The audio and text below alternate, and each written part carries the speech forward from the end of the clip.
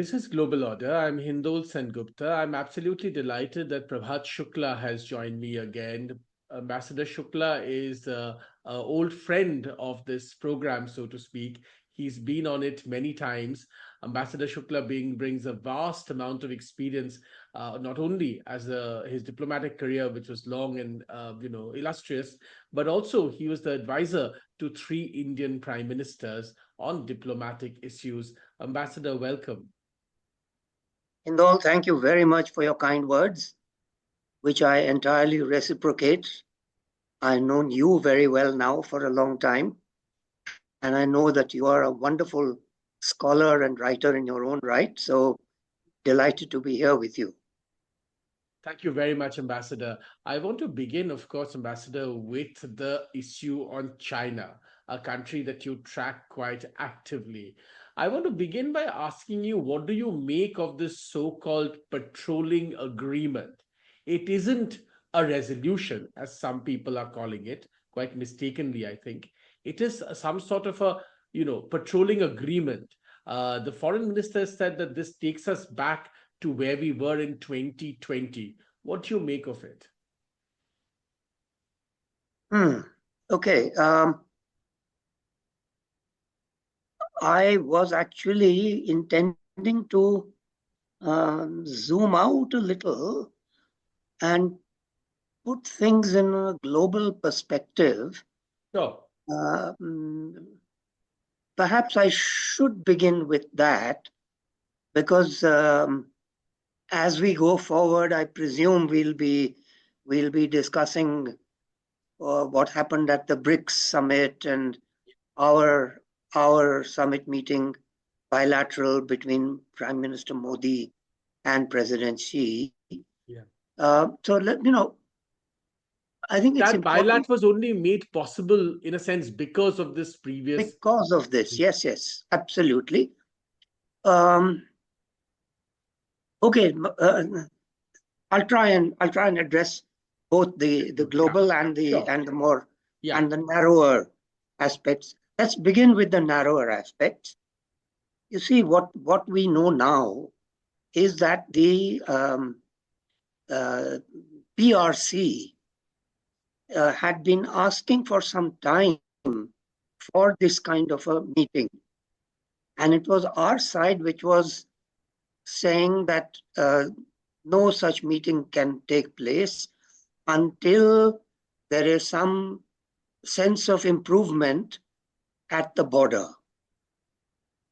And I think by August this year, late in August, we got the first inkling of some kind of qualitative change from the Chinese side when they also put out a statement after a meeting of the working mechanism saying that they would have a settlement at an early date. Now, these are code words, at an early date, because President Xi had used them when he came here first in September 2014. And these words had actually been edited out by most of the Chinese media. And it took a lot of doing for them finally to fall in line and accept this phraseology. But almost immediately after, a whole lot of Chinese semi-official visitors came to India and told us that nothing was going to happen quickly. In other words, they were undoing the words of the president. So the fact that in August this year, the Chinese themselves used this phrase immediately rang a bell in my mind.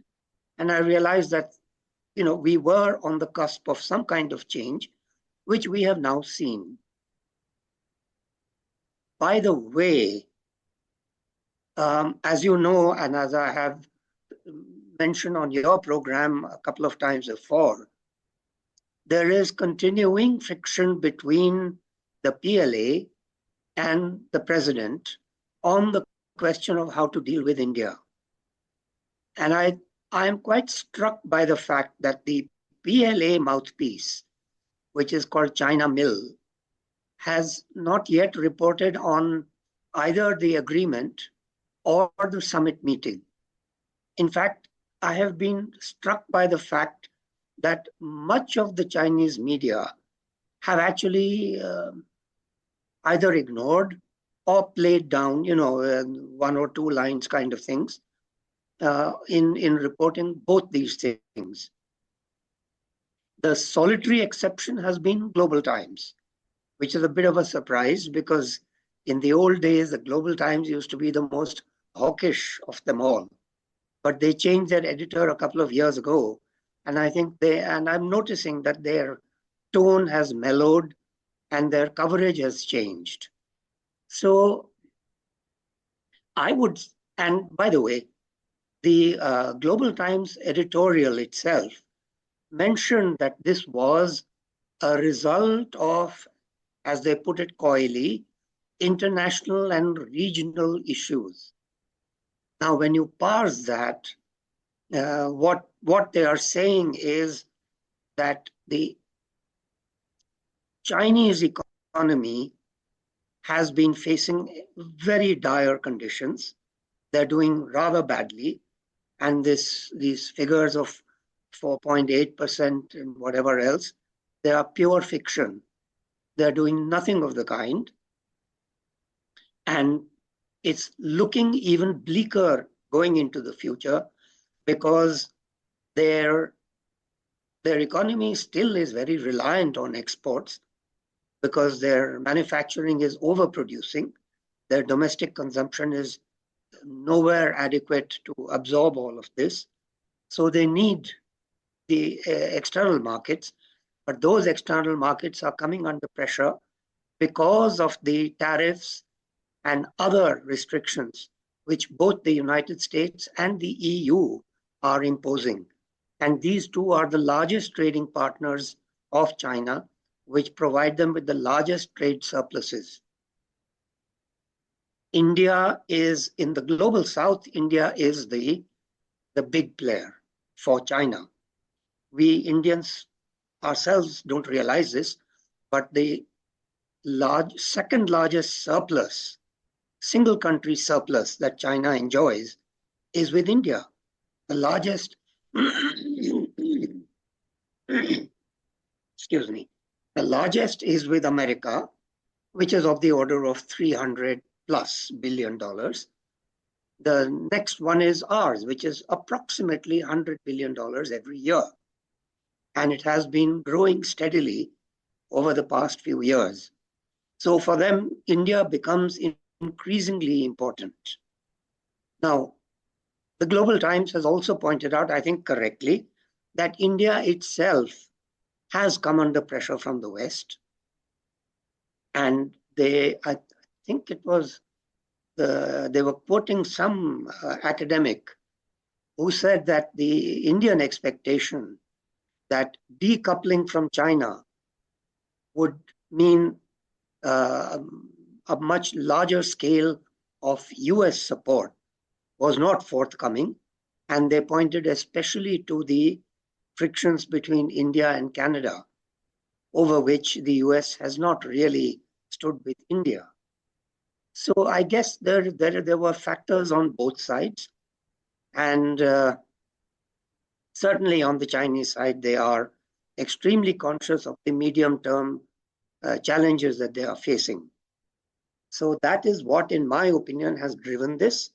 But there are two caveats here. One, as I said, it does not seem to enjoy domestic consensus, especially among the PLA. And the second is that we need to see, A, how well it is implemented, how effectively. And secondly, does it lead to the next steps? We're talking about an eventual demilitarization of the area. And at the summit meeting, the two special representatives have been charged with working out a fair and mutually acceptable solution to the boundary question. So in short, there's a pretty big brief for the two sides yet to implement before we can say that we have got somewhere as a result of this agreement on patrolling. Last point, the Chinese themselves have not said that there is an agreement on patrolling. At one point, they have quoted our foreign secretary saying that this is a very typical Chinese trick. Even when in the old days, when we were settling the Sikkim problem, they would quote our side to say that, they're saying Sikkim has been settled. They themselves didn't say it. And here too, they're not saying it themselves. They're saying resolutions have been achieved. What the substance is, they're not saying. And then they are switching to quoting the Indian Foreign Secretary. So there are still some wrinkles to be ironed out. Is of course reminded of the fact that Arun Shourie used to point this out constantly, that China never explicitly gives resolutions to anything. And given the slightest chance in next meeting, China will backtrack and say there is no evidence that we committed to anything. And everything is entirely based on a position of how they perceive the power difference to be. If they perceive the power difference to be large, then there is some negotiation. There isn't any negotiation, but if they perceive the power difference to be rather small, then there is some room for negotiation. Talk to us a little bit about how important you think this meeting between Modi and Xi Jinping really was. Of course, as always in the West, it has got a lot of attention, especially because it was in Russia. Putin was there too. How seriously should we take this meeting?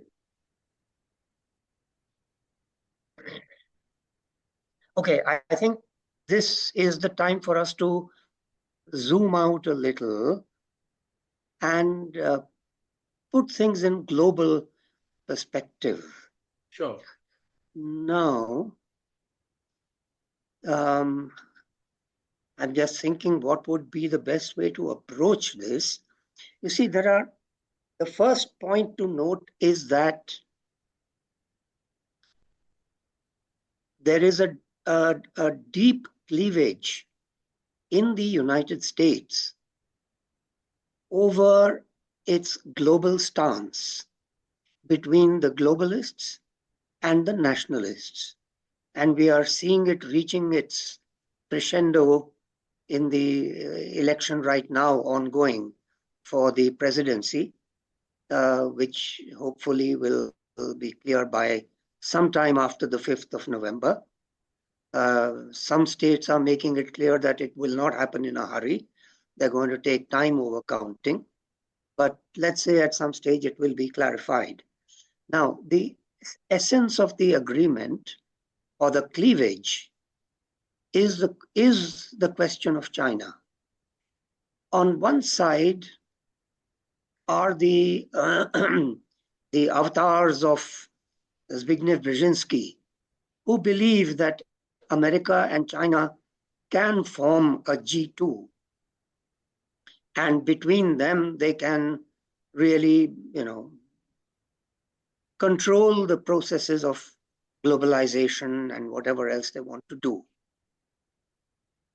The second, obviously, is people like Donald Trump, who are determined to oppose it. Now, so far, it's the globalists who have done most of the running. And even when Trump was president, they managed to stymie him with this false charge of Russia collusion. Now, the essence of it is this. You want to divide the world between two camps, not necessarily mutually hostile camps, but certainly two camps.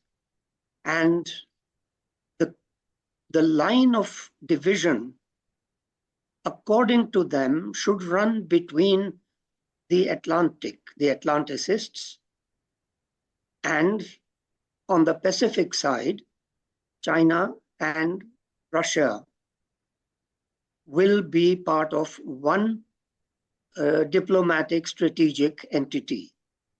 The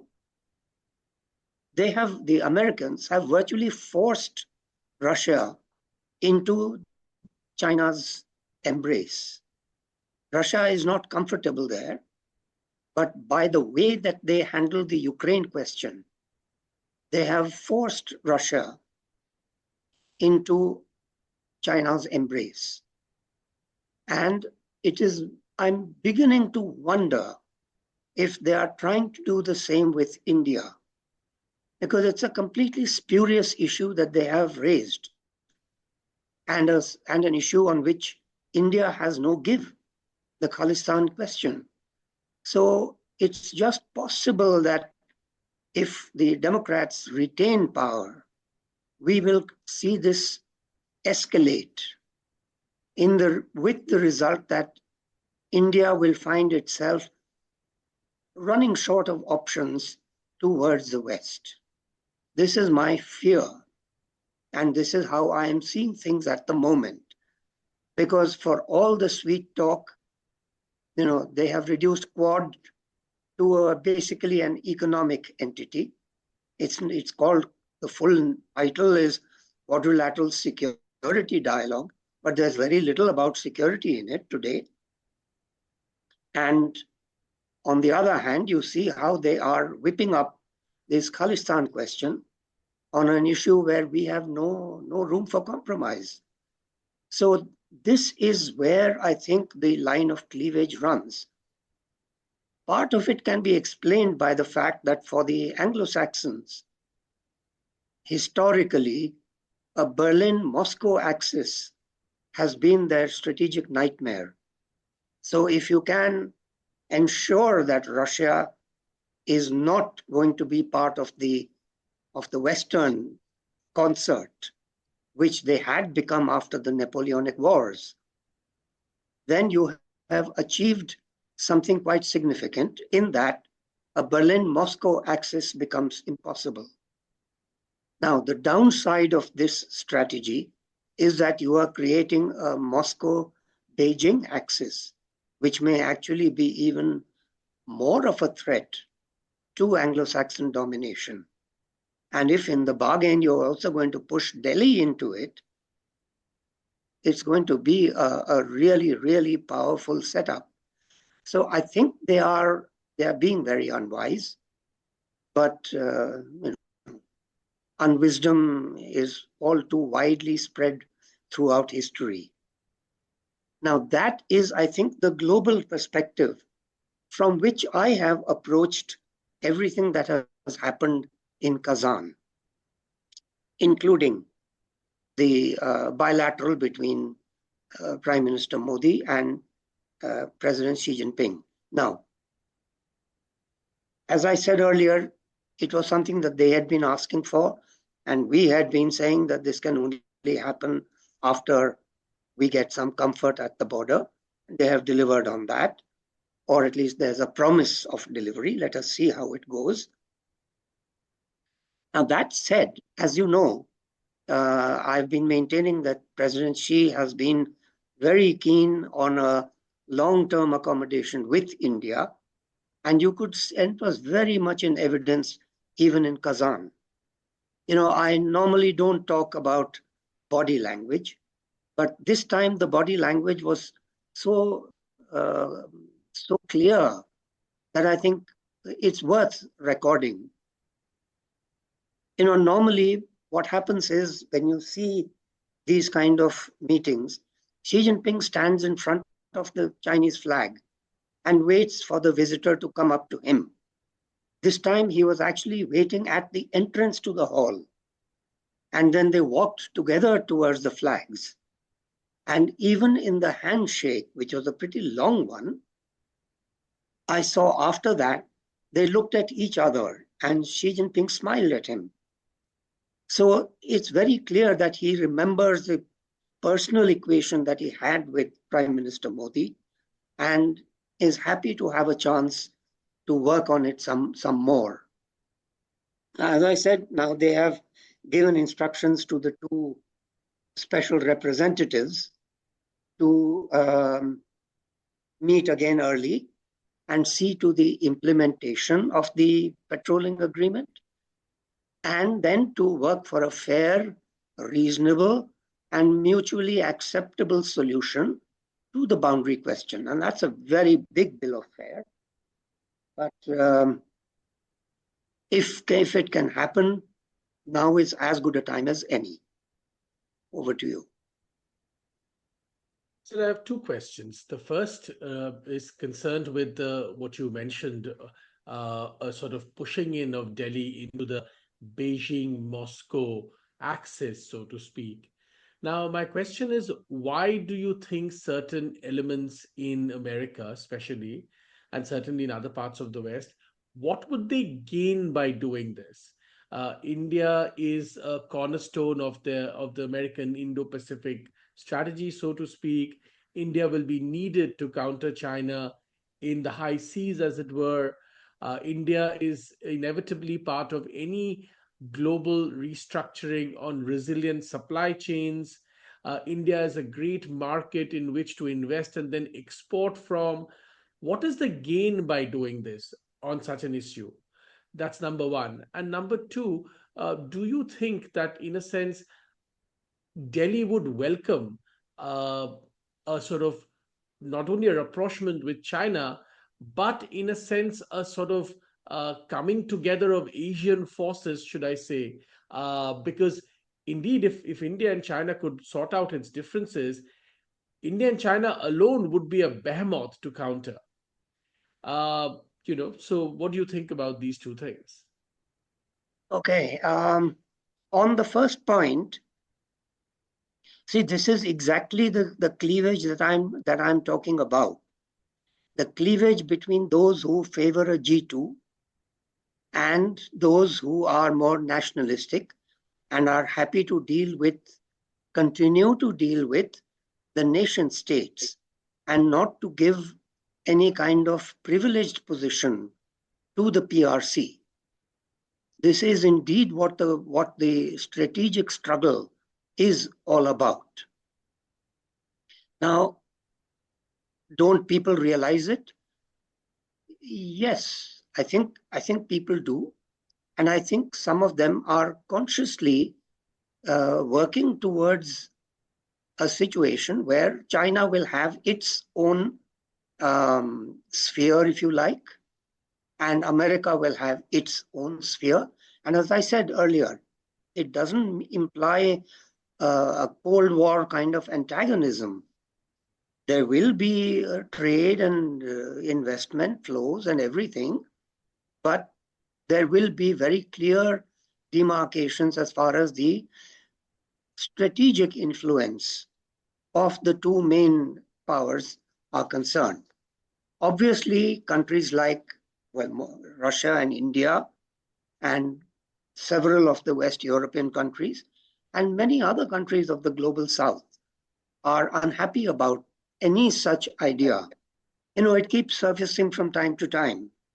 President Xi used to talk about it fairly openly, except he would not use the term G2, but his term was special relations between global powers, something to that effect. And it was particularly prevalent in his conversations with President Obama. And Obama never rebuffed that. So, this line of thinking is prevalent in the United States and in other parts. But obviously, it is fraught with risks, no doubt about that. So that is why there are others who are quite skeptical about this, in fact, are in vigorous opposition to it. And that is what is being played out gradually in different parts of the world, but most actively right now in the US. Now, would India and China be able to come together? Well, this was actually Nehru's dream. Right from the start, it was his idea of an Asian kind of concert. And that's why I think he made some extremely unwise concessions to China in the hope that this would cement that kind of relationship. But I think there's a failure here to understand the nature of the People's Republic. And that is that, I mean, I believe that even those in America who are thinking of a G2 are living in an illusion, because China doesn't want a G2, it wants a G1, and it is that one. So, they can hide it for now, they can use all kinds of emollient words, but the reality is this. So I think a good dose of skepticism is certainly in order. And I believe this is one of the reasons that we have got active in trying to fix the Ukraine problem, because once Russia is no longer locked into that particular confrontation, a military confrontation with the West, I think the strategic picture can change, and they will themselves want to come out of the tight China embrace into which they are locked right now. So that would be my answer to your question. Ambassador, some people say that this is where the problem is, because on one hand, America just signed a deal of $4 billion to sell us Predator drones, submarines, this, that, and the other. There is a SOSA deal, which is, again, in its own way, a minor milestone, so to speak. And if you look at the trajectory, Modi became only the third person to be invited to the residence of American president when Biden invited him to his personal residence. On one hand, there is a constant effort to bring India and America closer together, but it almost seems like there is a different faction operating, quite like you explained, between Xi Jinping and the PLA.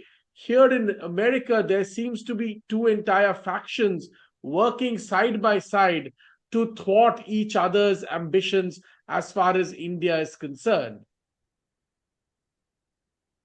Yeah, I think that's a very acute reading. I believe that is true. The difficulty is, identifying who are the representatives of these different factions. And sometimes I get the feeling that President Biden himself has not quite determined where he stands.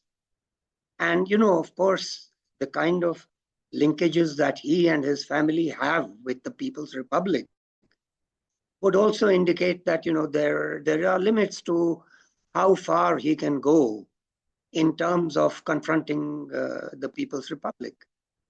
So I think these are, by the way, to some extent, a little bit of friction between policymakers is not uncommon. You find it in almost every country, which is bound to happen when you have bright persons with egos all working towards one particular end. There will be clashes, but at the moment, at least, I don't see that there is any kind of strategic clash between within the U.S. administration. Just a little bit about how India, from an Indian vantage point, all of this really looks. For all the bluster, we are still only at about barely $3,000 per capita. We desperately need to go to 5 and then $10 trillion. For that, we need about a decade or two of relative peace and quiet, through which we can focus on the economics of it all and make this happen.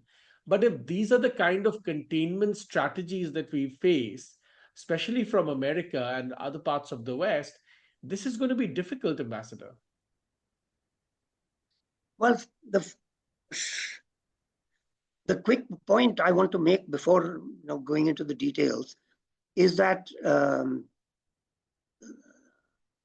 America has not yet decided which way it will go. And that is why most people are agreed that this coming election is a pivotal one, the most important in at least living memory, if not even longer. So let us wait and see what the outcome is. Judging from the ground situation, Trump obviously has a lot of popular appeal. So I think good to wait a little and see where America moves. Now, otherwise, from an Indian perspective, I think, yes, you are absolutely right. We do need peace. But, I am one of those doesn't shy away from saying very clearly, if you want peace, you have to be strong. The weak will never earn peace. And our own history of the last 70 years is evidence of that. So, sure, we do need peace, but we need peace in order to get our, firstly, getting our economic policies right. So far, we seem to be very happy to be chugging along at 6.5, 7%. But that is not good enough. In the race that we are now engaged in, willing or unwilling, 7% is just not good enough. The point that you're making, that famous rule of, what's it called? Rule of 72. If you grow at 8%, then you divide 72 by 8 and you get 9. So you will take 9 years to double your GDP. And correspondingly, you have to divide 72 by your rate of growth. I believe that there is a huge potential in India for much more rapid growth. But we have to lift the burdens of taxation and regulation. We have far too much regulation and we have very onerous taxes. We may, on paper, it is a maximum rate of 30%, but with everything else thrown in, all the surcharges and all that, it comes to close to 40% that you pay on really a very low level of income. So I think we need to change all of this. But of course, the catch is that when you do make all these changes, you must ensure that what you stimulate is your own economy and not the Chinese economy. So along with this, we will have to raise our tariffs, especially on those goods which are of export interest to China. With that, I believe we can really zoom ahead a lot faster. And then in that period of time, it's not enough to grow fast and get to 5 trillion or 7 trillion GDP or whatever. We must also build up our military. We have neglected our military since the early 90s. Frankly, Rajiv Gandhi was the last prime minister who really paid attention to our military. That must change. It's a dangerous world. I mean, look all around. Every day you hear something new, once in Nepal, then in Bangladesh, then in Maldives, then in Sri Lanka, Myanmar, nothing. It's all very unstable. And the kind of defense spending that we are doing is wholly inadequate to the purpose. So I think we do need peace. We need to use the time better than we have done hitherto. Tell me, Ambassador, one of the ways we will grow, of course, is by exporting more. I mean, there's been a lot of focus in manufacturing and boosting our export growth, including exports of agriculture and so on and so forth.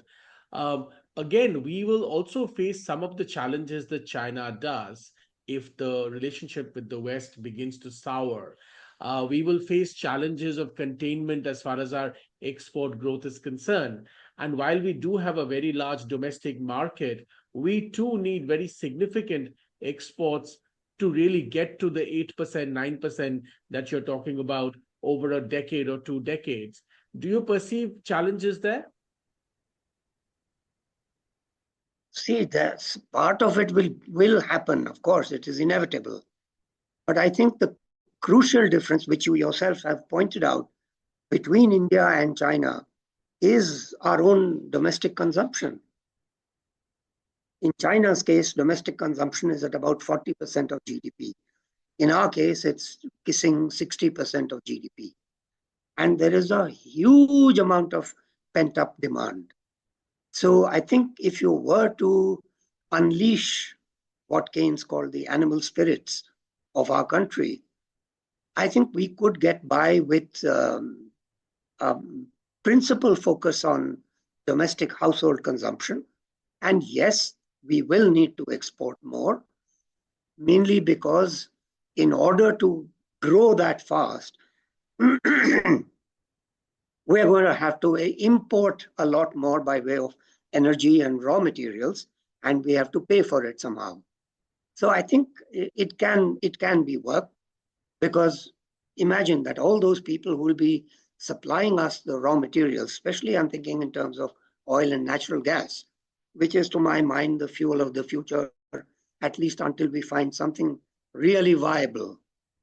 So those people also have a huge amount of pent up demand.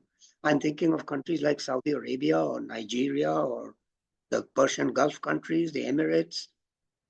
There'll be a lot of pent up demand there too, which we can meet. So I think, look, first things first, there's no attempt here at suggesting that we need to decouple from the West.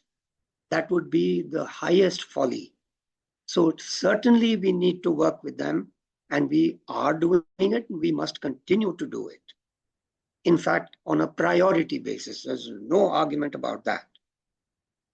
But what we do need to do is to have a hedging strategy, so that in case after a while they find that India is also becoming a new China, which frankly I don't think we will, because remember, their complaints are not so much about China's growth as China's behavior as it grows more powerful. India is a democracy. I don't see that we'll ever be doing the kind of things that they are doing. So I don't think we'll have the same kind of differences with the democratic West, and therefore I'm not too apprehensive that those markets will be shutting down. And then, of course, there is this other question which they themselves are talking about: the need to restructure the supply chains. And within that itself, India plays a fairly important role. So I think there is room for optimism here, and the growth of a country like India, democracy and ancient civilization with an unblemished record of living in peace with its neighbors, I really don't think that should be such a big issue for us. A little bit about what's happening on the Russian front, Ambassador. Again, something that you're really an expert of. How do you see the war progress? A few weeks ago, there was a sudden talk of use of tactical weapons as far as Russia was concerned, which really set off alarm bells across the world. How do you see this war progress? It seems to be grinding towards a Ukrainian defeat, and yet there is constant supply of more and more higher end weapons to Ukraine in a sense, so that the war continues to be protracted. Right. You're right. I think the war is grinding on towards a Russian victory. I think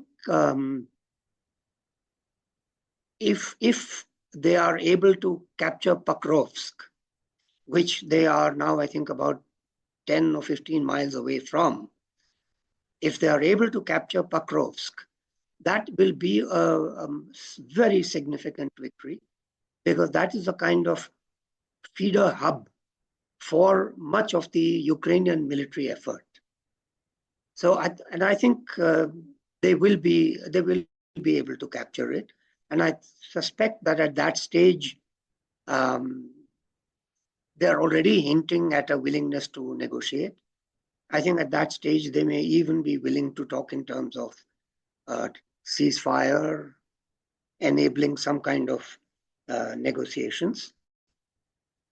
And also remember, in the meantime, in the West too, there is some fatigue with backing Ukraine, in an open-ended way. So I think putting all this together, I think there is room for some limited optimism, which is why I imagine that our Prime Minister is taking a role in promoting a settlement. As far as nukes are concerned, I've been saying this for some time, and I'm happy to repeat it, or rather not too happy, but should repeat it. If Crimea is threatened, if Russia's hold on Crimea is threatened by military means, they will use nuclear weapons.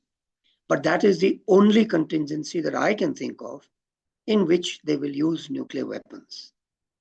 So, otherwise, I think, honestly speaking, most people are responsible enough, most of the leaders, including President Putin, are responsible enough not to run to the option of nuclear weapons. So I'm reasonably optimistic about where things are going, an optimism which I think would be further encouraged if President Trump wins the election, because he has made it clear that he has a kind of solution. And in fact, his latest statement is that even before taking office, he will speak to both the presidents in Kiev and Moscow and try and sort things out. I think it can be done. As you know, in April 2022, they had worked out an agreement, but it was the Americans then, the Democrats, and the Brits who put a stop to it. Zelensky was willing for it. So I think there is a kind of undercurrent that you need to do a settlement. And obviously, this cannot go on endlessly. Let's talk a little bit. I have two last questions for you, Ambassador. One about the Middle East, and the last one about India's pushback to the kind of hectoring it faces, especially now from Canada and the US and others, and so on and so forth, and the reactions that have unfolded in the last few weeks. About the Middle East, do you suppose? And today, of course, the day we are speaking, there are reports that the Israeli final attack on Iran has started, so to speak, in Yeah. some ways. There were reports yesterday that there was a fire at one of the nuclear establishments in Iran. How do you see that? How do you see that conflict fan out from here on? Well, look, I think the Israelis have already announced that they are done with their attack on Iran. So now the ball again is in Iran's court. Honestly, I believe Iran had no reason to attack Israel on the 1st of October or earlier in April, because, okay, so your proxies are being attacked, but that's the whole logic of having a proxy, so that you don't get into the fray. And then suddenly to say that you got into the fray because your general was killed, well, what was your general doing with the Hezbollah? So I think Iran has a case to answer, and I think behind the scenes, everyone will be working now to say, look, okay, tit for tat, let it be now. But how eventually Iran will decide, only time will tell. As far as the other aspects are concerned, I think Gaza is pretty much done. I think a little more needs to be done in Lebanon to fix the Hezbollah problem. But I think that is also well on the way to being settled, or rather sorted out. And then, of course, we're going to have to face eventually the perennial question: do we have to have a Palestinian state, or do we not? Can we do one state, two state, whatever? Now, the problem is that with that, whenever people talk about a two-state solution, there's always an arrière-pensée that it's the Israelis who are standing in the way of a two-state solution. That's probably true now.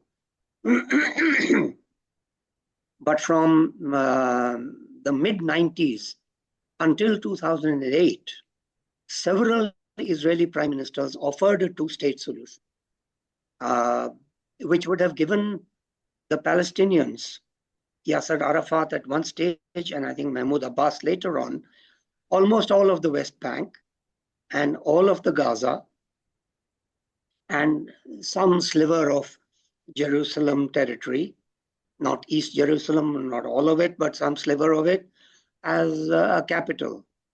So, and they declined. They declined.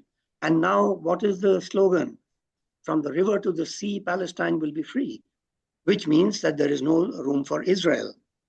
By the way, one of the interesting things I discovered when I was reading, delving into the history of this, originally, Palestine was the Jewish state.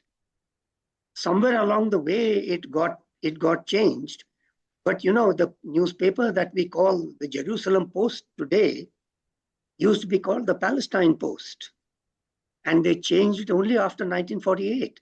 So, and in fact, if you read the agreement between Chaim Weizmann and Prince Faisal, Palestine is called the Jewish state. So, you know, there's been a funny kind of inversion over the decades, so that now there's Israel versus Palestine.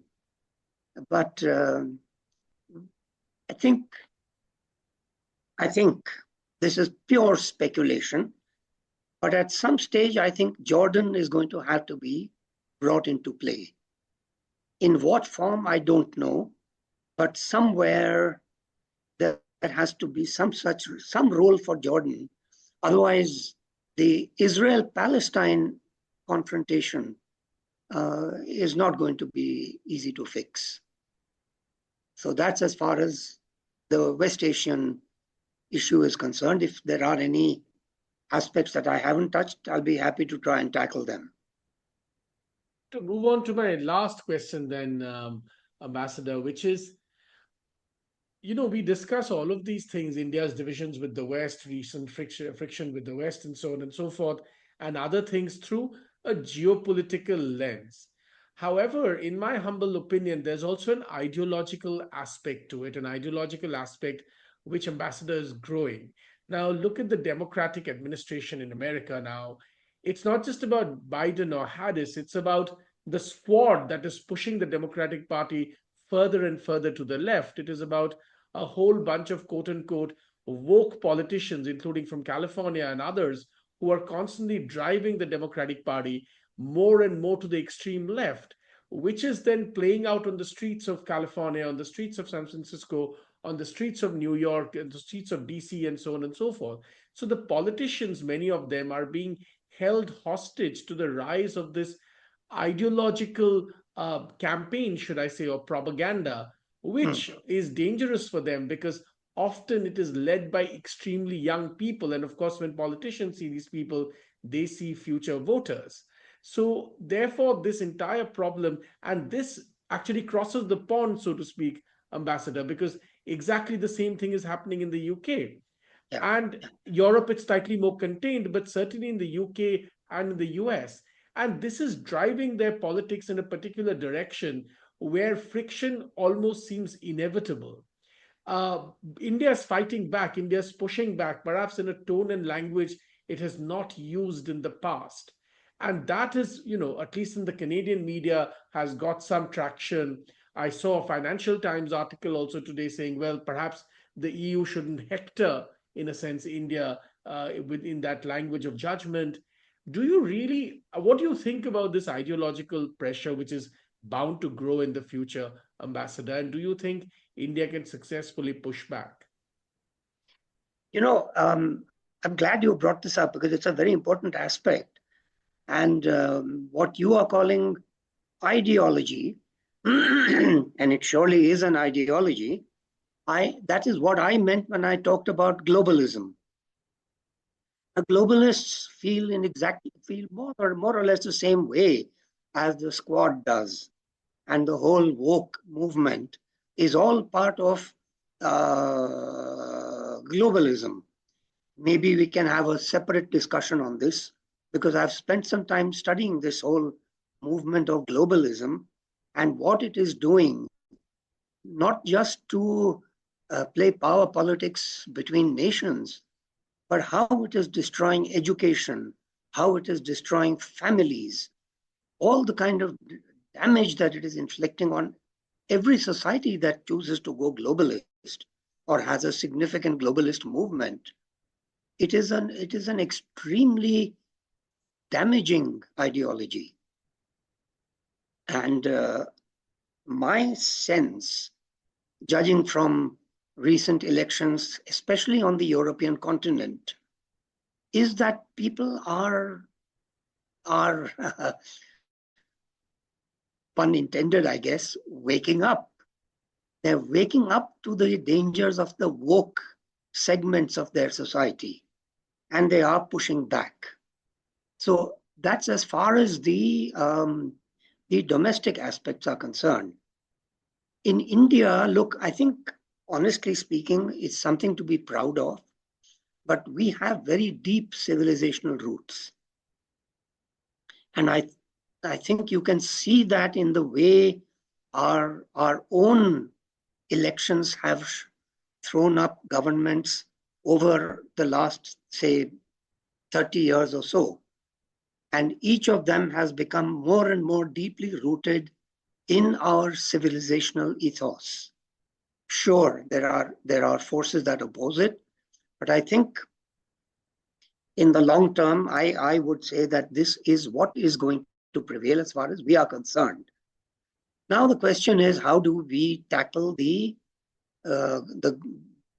woke push from from basically it's the Anglo-Saxon world, I where see this also because, Ambassador, the woke movement, of course, as you understand better than anyone else, is deeply now enmeshed with Islamism.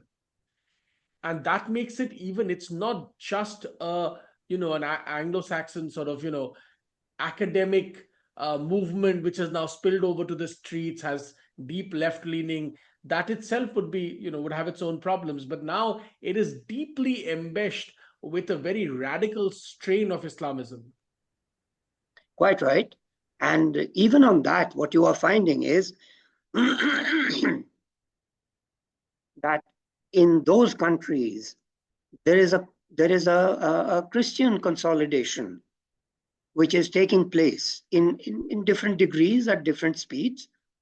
But like in places like Italy, France, Austria, Germany, Hungary, Poland, it's almost today the dominant force. So there is pushback all around because these other positions were too extreme, and it's something which normal thinking people, normal people would be facing so many difficulties with that they couldn't bear to put up with them. So I think that firstly, it's being played out at the domestic national level. And there, I think the fight is well and truly joined. As far as India is concerned, look, I think really the answer is threefold: ideology, economy, military. I think as far as ideology is concerned, we have some work to do. And that is where people like you are so valuable. You guys are doing a very good job in bringing back to us the ideology, the civilizational roots that all of us had forgotten, and had forgotten thanks to an education system which consciously wanted us to forget. So God bless people like you, carry on the good work. And I think at the end of it, our roots will prove to be strong enough. That's the ideology part. As I said, we've already talked about the economy and the military. And I think, honestly, it's a world that respects strength. If you have strength, they will respect you. If you don't, they won't. I'll give you an example from my personal experience. When I was head of mission in a certain country, and we decided to do a cultural festival. And I brought people from India, the very best, and not just classical stuff, but even modern stuff, fashion and IT and all that. And we persuaded the head of government to inaugurate it. He did so. He was very well disposed towards India and spent a great deal of time with me. And he said, this is world class stuff that you have produced. The problem is that you don't have the strength to back it up right now. And the world respects strength. And by the way, this is also what Edward Heath said to us in 1971 when we were facing the trouble in Bangladesh, what was to become Bangladesh. He said the same thing. You have the right on your side, but you need strength to be able to make your arguments acceptable. And that's where I'm hoping that we are now moving.